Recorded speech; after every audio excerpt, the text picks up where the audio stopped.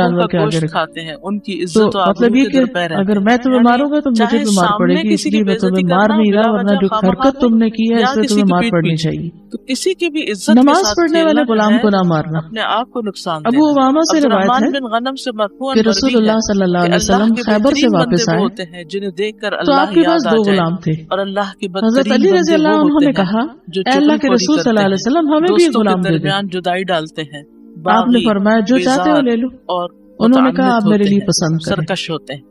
اسی اس سے طرح انداز ہوتا ہے نا کہ ریلیشن شپ نبی صلی اللہ علیہ وسلم نے داماد اور فرمایا سسر بنی کا آدم کیسا. کے اعمال ہر جمعرات آپ صلی اللہ علیہ وسلم نے فرمایا یہ لے لو، لیکن کسی قطع رحمی اس کو کرنے مارنا والے کے نہیں، اعمال قبول کیونکہ نہیں میں نے کیے جاتے. خیبر سے رشتوں واپس کو آتے ہوئے کاٹنے اسے والے، نماز پڑھتے دیکھا رشتوں ہے، کے ساتھ ظلم اور زیادتی کرنے والے اور کے مجھے اعمال نمازیوں نہیں. کو مارنے سے تو منع ہمیں کیا گیا. ان مہینوں میں خاص طور پر حقوق و لباس آپ صلی اللہ کا علیہ خیال وسلم نے رکھنا ہے. دوسرا غلام ابو ذر کو دے دیا اور اس کے ساتھ خیر و بھلائی اور حسن سلوک کرنے کا حکم دیا. پھر ایک دن پوچھا ابو ذر میں نے جو تمہیں غلام دیا تھا اس کا کیا حال ہے؟ رمضان کے بعد انہوں نے کہا آپ نے مجھے اس کے ساتھ خیر و بھلائی کرنے کا حکم دیا تھا تو میں نے اسے آزاد کر دیا. محرم کے روزے افضل ہیں رمضان کے بعد. میں وہ خیر و بھلائی کر نہیں سکوں گا تو بہتر ہے کہ میں، لیکن وہ صرف پہلے 10 دن کی بات ہے اور یہاں کیا ہے پورے مہینے کی بات ہو رہی ہے. لیکن یہ بات ثابت ہے کہ نبی صلی اللہ علیہ وسلم نے اس پورے مہینے کے روزے نہیں رکھے، کمپلیٹ نہیں کیا محرم کو. اس سے اس مہینے کے روزوں کی ترغیب تو ملتی ہے لیکن پورے مہینے کے روزوں کی پابندی نہیں. خصوصاً عاشورہ کا روزہ، 10ویں تاریخ کا روزہ. جب آپ سے اس دن کے روزے کے بارے میں پوچھا گیا تو آپ نے فرمایا یہ روزہ گزرے ہوئے 1 سال کے گناہوں کا کفارہ بن جاتا ہے. یعنی پچھلے محرم سے لے کے اب تک کے جو گناہ ہوں گے وہ انشاءاللہ معاف ہوں گے. صغیرہ گناہوں کی طرف اشارہ ہے. 10 تاریخ جو ہے اس مہینے کی وہ خاص طور پر بہت اہم ہے روزے کے اجر و ثواب کے اعتبار سے.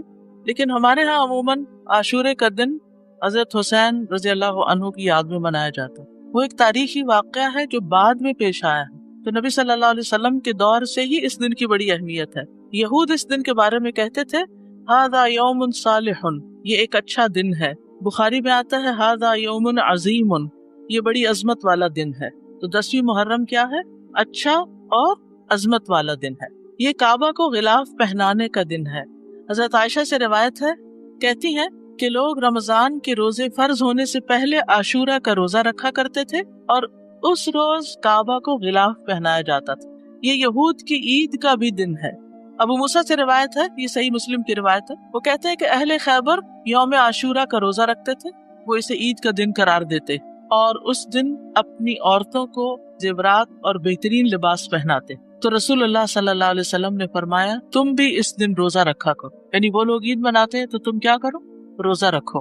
اللہ کے رسول صلی اللہ علیہ وسلم نے اس کے بارے میں فرمایا یقیناً عاشورہ اللہ کے دنوں میں سے ایک دن ہے، یعنی خاص دنوں میں سے. تو جو چاہے اس دن روزہ رکھے، جو چاہے چھوڑ دے. یعنی نفلی روزہ ہوگا، فرض نہیں ہے.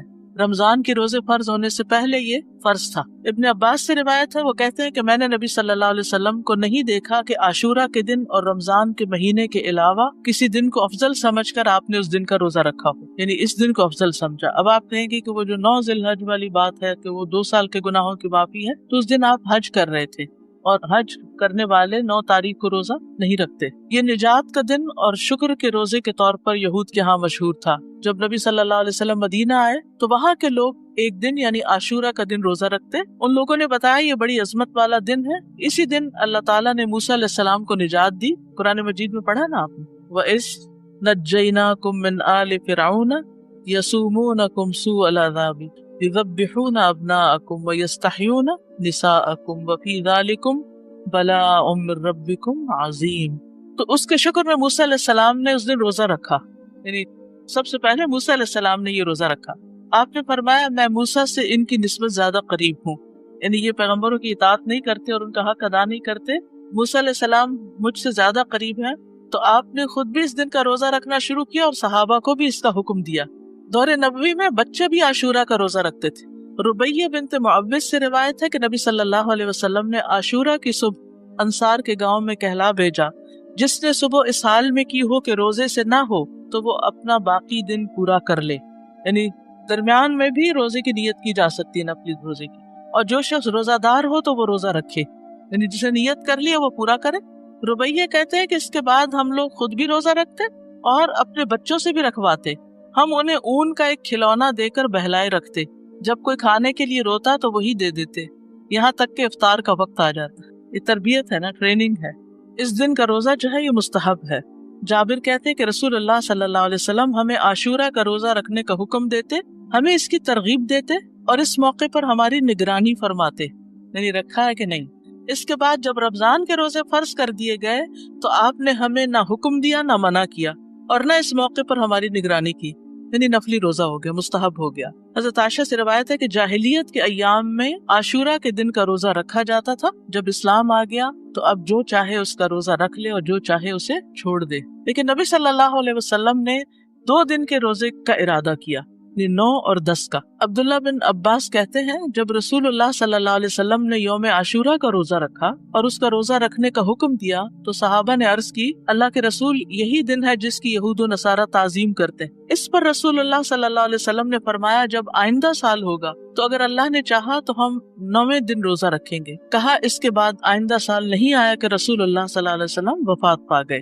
تو افضل کیا ہے 2 دن کا رکھ لیا جائے، 9 اور 10 کا. اور 9 محرم جو ہے بعض کے نزدیک 9 اور بعض 10 دونوں کو عاشورہ کا دن بھی کہا جاتا ہے. پہلا عشرہ ہے نا، اس میں بعض کہتے ہیں 10 اور 11 بھی رکھ سکتے ہیں، لیکن یہ کہ 11 تاریخ کے روزے کی روایت ضعیف ہے. اصل میں 9 اور 10 ہی ہے۔ ابن القیم کہتے ہیں کہ ابن عباس کا یہ کہنا تم محرم کا چاند دیکھو تو گنتے رہو اور 9ویں تاریخ کے دن کی صبح روزے کی حالت میں کرو، تو اس سے مراد یہ نہیں کہ عاشورہ 9ویں تاریخ کو کہتے ہیں، بلکہ ان کی مراد یہ ہے کہ 10ویں سے پہلے 9ویں کا روزہ بھی رکھو، کیونکہ آپ نے فرمایا تھا کہ اگر میں زندہ رہا تو روزہ رکھوں گا، تو یہ ایک طرح سے آپ کی سنت ہو گئی، کیونکہ آپ نے اس کے بارے میں خود صحابہ کو ترغیب دلائی۔ اور یہ جو الفاظ ہیں نا سلسلۃ الاحادیث الضعیفہ کے، کہ اگر میں زندہ رہا تو یوم عاشورہ سے ایک دن پہلے یا ایک دن بعد میں روزہ رکھنے کا حکم دوں گا، یہ روایت ان الفاظ سے منکر ہے، یعنی اس کا انکار کیا گیا ہے، اس کی سند ضعیف ہے۔ اسی طرح ابن عباس کا بھی ایک قول ہے جو نبی صلی اللہ علیہ وسلم سے وہ روایت کرتے ہیں کہ آپ نے فرمایا یہود کی مخالفت کرو اس طرح کہ ایک دن پہلے یا بعد کا روزہ رکھو، تو اس کی سند ضعیف ہے، اس لیے بعد والا نہیں۔ ابن تیمیہ رحمہ اللہ کہتے ہیں صحیح بات تو یہ ہے کہ 9 اور 10 دنوں کا روزہ رکھنا مستحب ہے، کیونکہ آپ کا آخری حکم یہی تھا کہ اگر میں اگلے سال زندہ رہا تو 9ویں کا بھی ساتھ رکھوں گا۔ ویسے تو پورے مہینے میں روزے رکھ سکتے ہیں، آپ چاہیں تو 11ویں کا ساتھ رکھ لیں، 3 کٹھے رکھ لیں، لیکن وہ جو ہے نا فضیلت والی بات اور مستحب ہونے والی بات وہ 9 ہی کی ہے۔ تو اب آپ کو بات سمجھ آ گئی کہ 9 تاریخ کا جو روزہ ہے وہ نہ رکھا تو پھر اجر سے محرومی ہو سکتی، تو احتیاط کا تقاضا یہی ہے کہ 9 کا رکھا جائے ساتھ، ٹھیک ہے۔ وآخر دعوانا ان الحمد للہ رب العالمین۔ السلام علیکم ورحمۃ اللہ وبرکاتہ۔